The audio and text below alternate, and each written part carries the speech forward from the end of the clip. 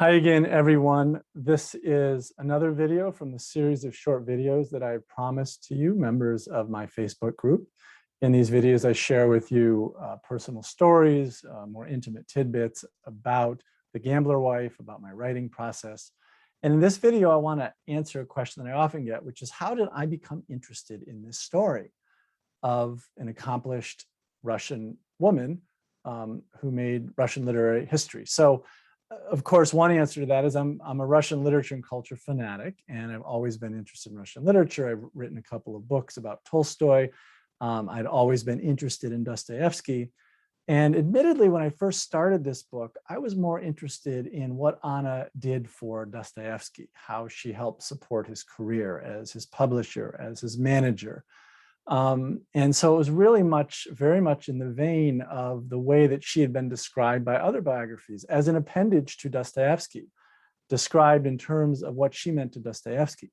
But the more I dug into the research, the more I realized that this is an incredibly complex, interesting, multidimensional, ambitious, quirky woman in her own right, and her story, her complexity, what motivated her to take the risks that she did and make the decisions that she did. Her story had never been told before. And so then that is sort of where my interest in the story shifted.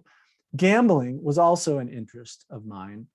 I'd always known and been interested in Dostoevsky's gambling addiction. I was very interested in the fact that Anna supported him throughout his gambling addiction, during the worst days of their penury and exile earlier in their marriage, when he was literally pawning her wedding dress and her wedding ring and her brooch, and they were not even having 3 meals a day, and she was escorting him to the casinos and doing everything that she could to try to lure him away from the casinos, but always supporting him. And I was always fascinated by why she did this. What was she enabling him, or was she exhibiting a certain kind of wisdom in this behavior? And so I wanted to explore that question. But another question that arose, very closely connected, or another insight, was that there are 2 gamblers in this story. There's Dostoevsky, who was a gambling addict, and his gambles almost always led to penury and disaster. But there's also Anna Dostoyevskaya, whose entire life was marked by a certain almost daredevil level tolerance of risk. She was a gambler in her own right in so many different respects, not just as an entrepreneur. She started an almost unprecedented successful publishing company against the advice of her family and friends, who thought she was going to be eaten alive, but she did it and she was successful. She was also a gambler in many aspects of her life, not least the fact that her decision to marry Dostoevsky in the first place.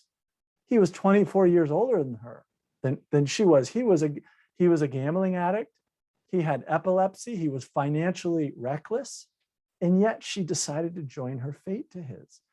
She took other risks during their marriage to save their marriage.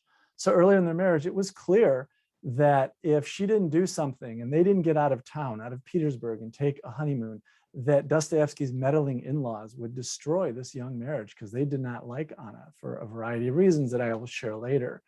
And so Anna decided that she was going to sell all of her dowry to raise the money that they needed to take a trip to Europe.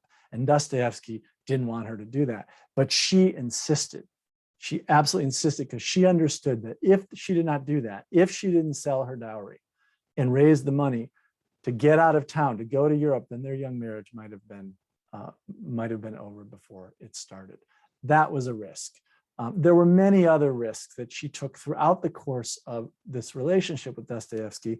And of course, there's a scene in the book, a chapter where Anna herself goes to the roulette tables and gambles herself in secret.